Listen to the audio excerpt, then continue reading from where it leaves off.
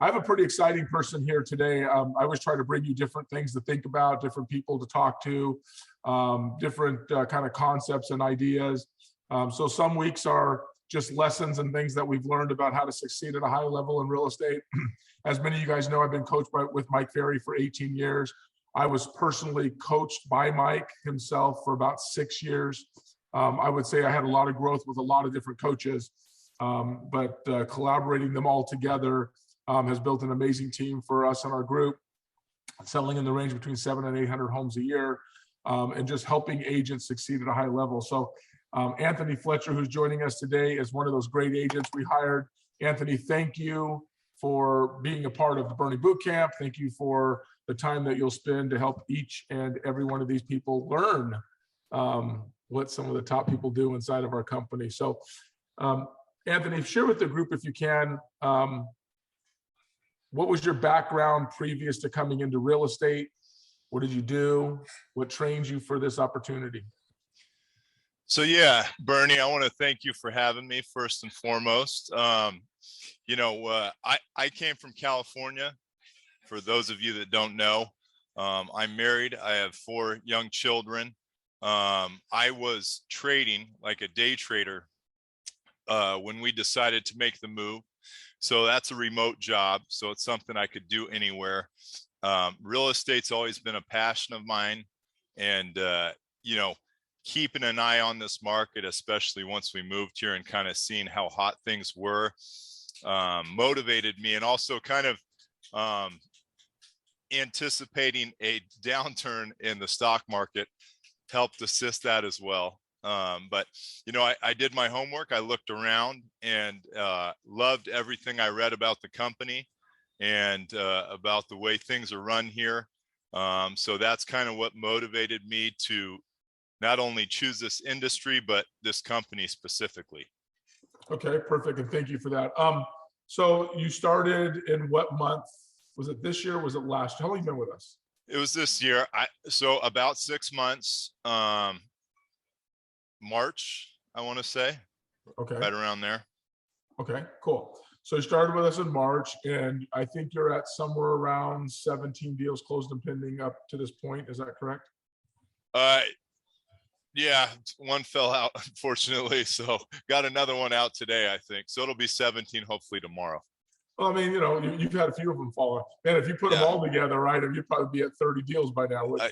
I think so. I'm getting close to that. Yeah. Yeah, you've had some interesting luck on some of these deals that you're putting together. But the truth of the matter is, I know how hard you work. So when you came in, obviously, we created a structure for you, and as you know why we created a structure for you, because you're with our company. What structure do you think, with what we teach you and what you're doing, is causing the biggest result in your success? Well, so for me, I have like a sports background as well.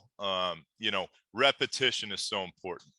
Doing the things that make you successful and practicing them, not only live, but role plays, just doing the things that make you successful every day, and showing up 5 days a week, working on the weekends, doing whatever it takes, going the extra mile, especially being new really helps. But you guys give us kind of the direction we need, and it's many things. It's not just the role plays. It's being in the office and being around other people that are successful. So you can see the success firsthand. And it's not just from you. Of course, it starts at the top, but it's the other agents that are in here every day. You know, it's working with Trista and Kurt and Kylie and everybody. Mm-hmm. Yeah, I mean, it's important that I remember I was telling somebody, I don't know who it was recently, that when I started in real estate, I had a 30-minute coaching with my coach every week. And then, of course, I had to apply all the things that I learned. What advantage we wanted to try to help you guys with, Anthony, is that we could coach you daily as you had issues. If you come into the office, you allow us to coach you. You allow us to be, you allow yourself to be present. And as things do happen, we can coach you through those, which ultimately the goal is to kind of lift the ability to sell at a high level. So what do you think the biggest challenge has been doing the work that you're doing with us in real estate, what's the biggest issue, biggest challenge you have? So I'd say in the beginning, it was just getting off the ground, and you guys do things, I think, the right way, whereas you're basically thrown in the fire. You have to start making a lot of calls. You're dealing with a lot of potential clients all the time, but it makes you get better so rapidly. You have no choice if you're in the office every day but to improve. So I'd say that. I'd say, the coaching calls with you, the role plays, everything contributes. As far as like challenges, the market's changing too right now, which is a challenge for somebody like me that's new. So just kind of finding my way, trying to learn the listing side as well as the buy side. That's kind of my next challenge, I believe. But I think in this business, hearing the vets talk, there will always be a new challenge, no matter how long you've been doing it, whether it's, 5 years, 10 years, 30 years. You always have to keep learning or you'll get passed by. Well, I think that's an advantage that you have, is we have so many agents. For those that don't know, we have agents in our company doing 100 plus transactions a year, and 70 and 80 and 90 deals a year, 50 and 60 deals a year. So, typically we have several of our big agents who do a tremendous amount of business, and Anthony gets to not only come in and socialize with them and get to become friends with them, but they're all working towards the same goal, right? Nobody here has a secret. There is no secret, by the way. If you have a realtor in your office who's not sharing with you the things you need to learn about real estate, it might be time to change offices. But our whole goal is that everybody uplifts everybody else, Anthony. And so would you say that when you came in and learned the structure, let's just say, take me through your first 30 days. Tell me what your first 30 days was like. So that consisted of, like, the first 2 weeks were training, a lot of video tutorials and learning how to write contracts, kind of the basics. And then from that point, you kind of start to branch out onto the phone somewhat. And then, we call it calling in the pool. You're calling a lot of what were at some point inquiries, on real estate in Middle Tennessee. So you're doing a lot of that. And then eventually you start to, get some leads here and there. So it's rapid fire, like I mentioned. I mean, it's 2 weeks of training, then training wheels are off. But, yeah. The training wheels. Yeah, we go from the training wheels to a race real quick, don't we? That's right. That's right. Yeah. You said something to me recently. We had lunch with a couple of people, and we were talking about the turnover within our company. How many people come in, how many people come out, right, of our company. Yeah. And I looked at you and I said, that's exactly right. And that's the way it'll always be. And you said, I actually like it that way. Do you remember that conversation? Yeah, I do. So tell me and tell the people here, like, when you see an office that we have people come in and we have people go out of our company also, tell me what you like most about that. I mean, that would neg most people out. Yeah. So what I'd say is, everybody who's hired here is qualified, but it's not just about being qualified. There's a demand for excellence. And that doesn't just mean, can you work a phone? Can you work a conversation perfectly right when you come in? That's not it. It's, do you put in the time? Do you put in the work? Do you pay your dues? And do you show that you have what it takes to not only survive, but thrive? And I'd say it starts with, like, the basics. But if you do the basics, if you follow what's being taught, there's almost no way that you won't, experience some success pretty early. Mm-hmm. Yeah. And that's, and it's interesting because our group, would you agree that we only want the people that want to work, right? I mean, that's pretty much our mentality. We'll tell people that unless they're doing it full time, don't even come into our building or be a part of our company, because unless you're full time, you're never going to make it in the real estate business, right? It's I know that you did a lot of physical fitness as a younger person. You were doing some bodybuilding, things like that. How many times, Anthony, did you ever see a guy that's competing on stage or doing bodybuilding where they actually only come to the gym like 2 days a week? That's not a thing. That doesn't exist. Well, it is in real estate. It isn't in real estate. It is right. Like we get a license. No, we're just going to do it part time. For people that are listening to you, if you are part time, you are out of the business in a very short amount of time, or you should be anyway. That might make some people mad, but that's perfectly okay. Our goal is that you do it full time so you can see the biggest benefits of making money and selling houses and getting the most experience you possibly can. Let's talk about month number 2. I know that you, within month 1, you had about a pending or so. You got into month 2, you had some pendings, but you had between 2 and like 3, you had some deals start to fall apart. You were getting pretty frustrated. Walk us through that. So yeah, between months 1 and 2, I mean, there wasn't a lot happening. Of course, I was working hard. I was giving it basically everything I had. Just, wasn't getting anything pended. It was a challenging time. You'd think there's so many buyers that want to buy houses, that's easy, right? Well, there's a flip side to that. That means every house that you put an offer on, there's 10, 20, 30 other offers. And if you're not schooled kind of in the inner workings of how to not only talk to your potential clients, but also the listing agent, you're going to get left behind. But it forces you to up your game. So that's kind of what I kind of felt was starting to happen. I felt like my skills were getting sharper, and I'd say I'd have to talk to Kurt because I don't remember exactly, but I want to say my first deal that actually pended and closed was not until sometime in month 3. So wow. It was a while before I got off the ground. Well, you're better than me. Mine was 5 months. Well, Bernie, you helped me through, the beginning. Guys like you, I spoke with Garrett too. Garrett was a similar situation to you as well, and he had much success also in his first year, just like you did. It can take a while, but you guys said just keep doing the things you're doing, and that definitely helped to know that I was focusing my attention in the right places, because I feel like sometimes you do need to hear that. Yeah, well, it gets discouraging, right? Because you come into the business, think you're talented enough that you can pull this off, and then somewhere life slaps you in the face and goes, hey, listen, rookie, the real estate business isn't easy.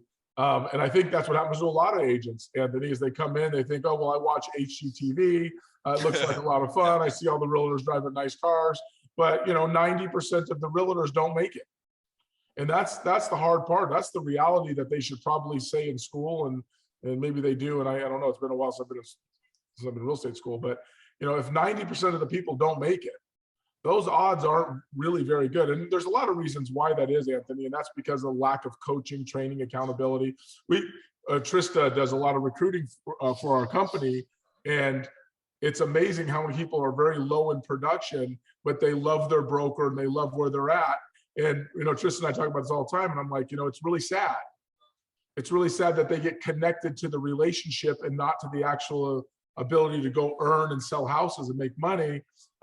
They've lost their reason for getting in the real estate business. And part of it is some people may get into the real estate business, Anthony, because they like the social aspect and the coffee and the tea and the open houses that they get to go to and the wine and cheese parties or whatever all that's about. For me, I think it's a waste of time and totally a lack of production oriented activities that cause agents to not succeed at a high level.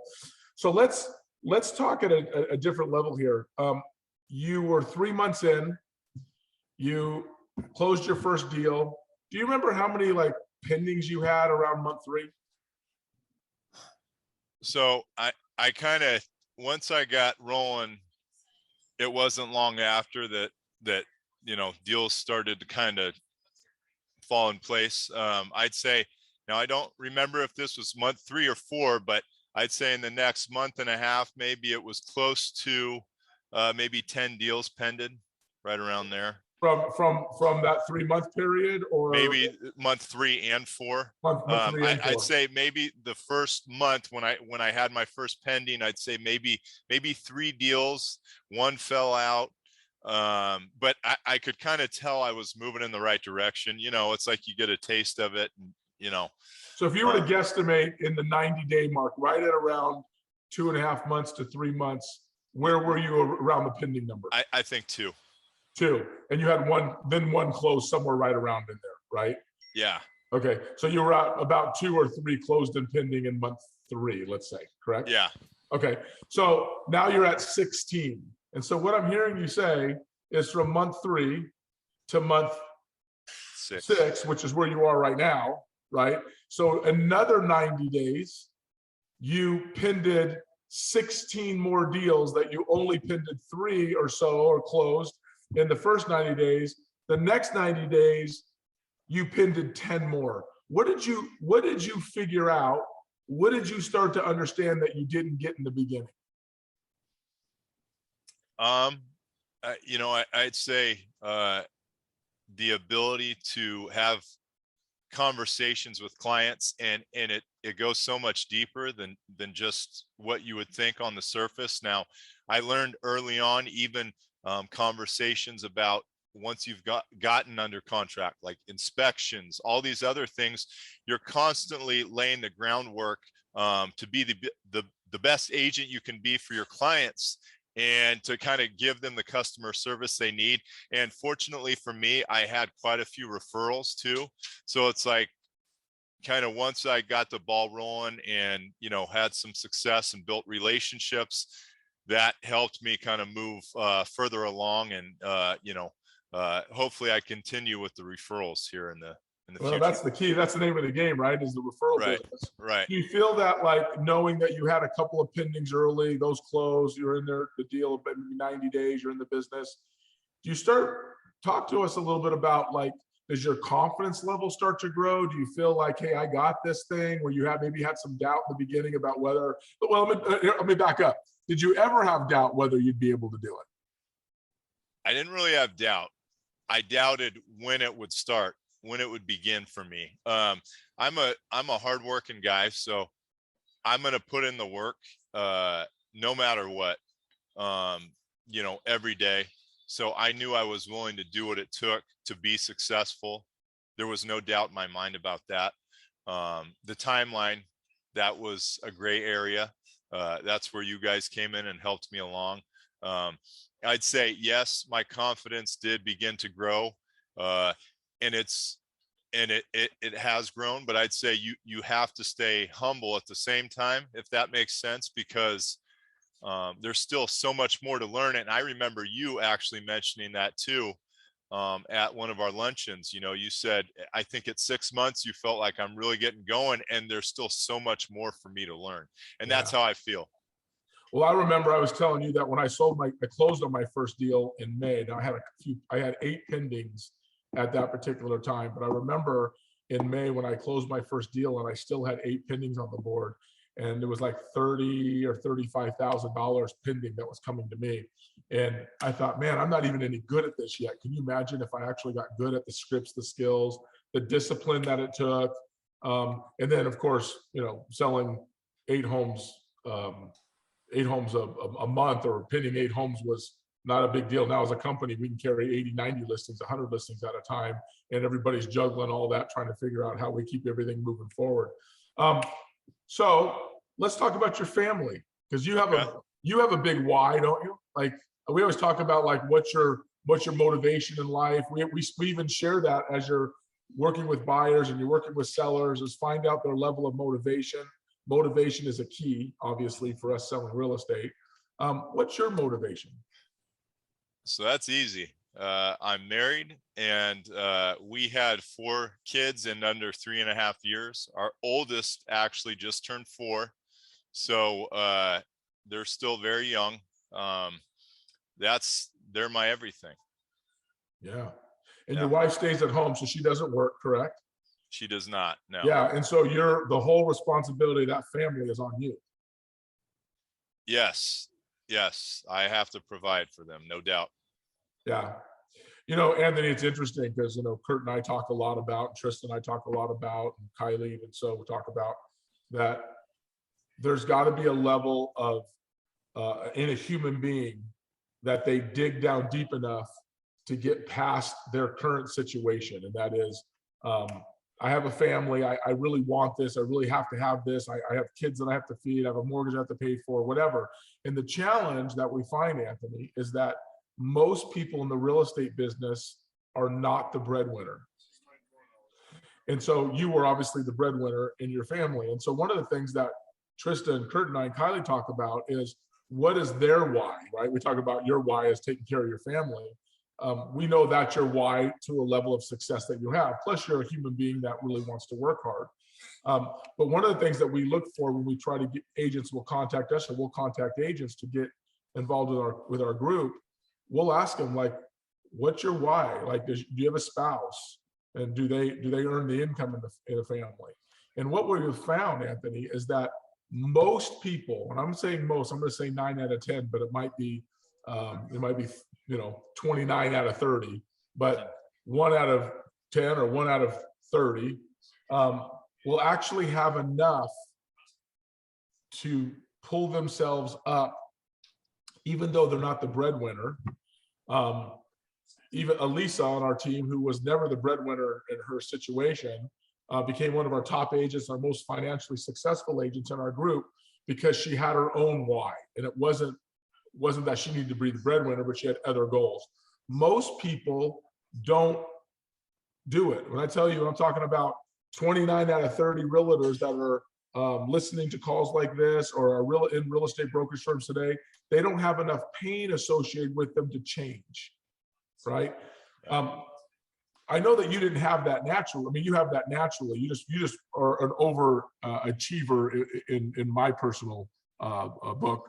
You and I both get up at 4 o'clock in the morning. I think you get up at 3:30, right, in the morning. Yeah. Right? You go to the gym every day. You show up to the office. You work really hard, and then you go home and take care of 4 kids and your wife, right? What do you have advice for those people who are not the breadwinners? They don't have to make any money, but they really want to do a good job at selling real estate, and they want to sell at a high level. What advice would you give to those people? Well, so this is what I'd ask. First of all, do you love this? That helps me too. I really do enjoy real estate. I love it. I love what I do. Everybody's worked jobs they didn't enjoy. So if you don't love it and you're not the primary, maybe you need to consider finding something you love. Now, if you do tell yourself you love it, then there should be no issue working as hard as you can every day, because that should be motivation enough. You get to do something you love and get paid to do it, and get paid a lot of money to do it.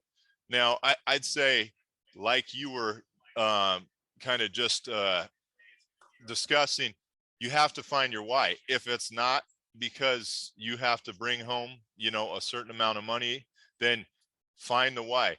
Do it for your future.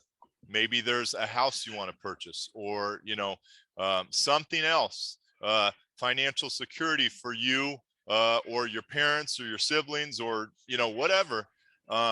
You have to find the right why. If those other things don't help you enough, because that will get you. That'll get you there. I mean, on the days when you wake up and you don't want to go to work, think about the why. And then let me ask you this: you've seen agents come and go in our company. Why don't they make it? So as far as the ones who don't make it, I'd say, from your experience, what I've noticed is, and this doesn't go for everybody, we're talking about the people who have come in since I've been here and then, not made it so long. I see a commitment for 2 weeks, maybe a month, maybe at most like 2 months. If you really want it, you'll show that after 3 months, 4 months, 6 months, your workload hasn't regressed. It's actually, you're able to do more. You're making more calls. You're doing more business. You're working harder than you were when you got here, because you had to learn so much. You were kind of sitting back and listening, and now you're just doing. You're still learning, but you're doing it while you're making moves. Well, you know what I love that you said, because you said you saw them quit. They would be motivated a month or 2 months. But you said you closed your first deal in 90 days. I didn't close mine for 5 months. And what happens is people think it's going to be easier, so they get discouraged. They make a bunch of calls. They go, they show a house or two, and it's not easy for them, right? And so they're like, well, if this is just too hard. And what happens is when they leave us, or we ask them to leave, whatever it is, they go, well, I was easier at my other brokerage because he never put any pressure on me. Well, a diamond is made with pressure, right? If you don't like pressure, then you would never be a diamond, because that's what diamonds. So very successful people are made with pressure. I don't like pressure. Then you shouldn't be in the real estate business trying to exceed at a high level, because the real estate business is about pressure. It's about communicating with people. It's about having as many clients as you can that you can serve. And it's about helping as many families as possible. And that's going to require some pressure. So Anthony, thank you. Before you go, I want to answer a question maybe you can help me with. It says, this is from Christian, thank you. It says, what advice are you telling your agents coming into the new market to come out on top? That is such a great question. What we believe in, and we continue to keep pushing, is there's always going to be adjusting markets. There's always ups, there's always downs. It never stays the same. You'll never see it ever stay the same. Nothing ever stays the same. Nothing. So what we give our advice to our agents is you keep working on your skill. You keep working within the confinements of the objections you have based on what the market is doing. Sometimes you get the prospect a little bit more. Sometimes you get the prospect a little bit less. Sometimes you have a bunch of referrals. Sometimes you don't. And so my advice, Christian, is this: work harder, be confident. There's a lot of millionaires that will be made during this down market.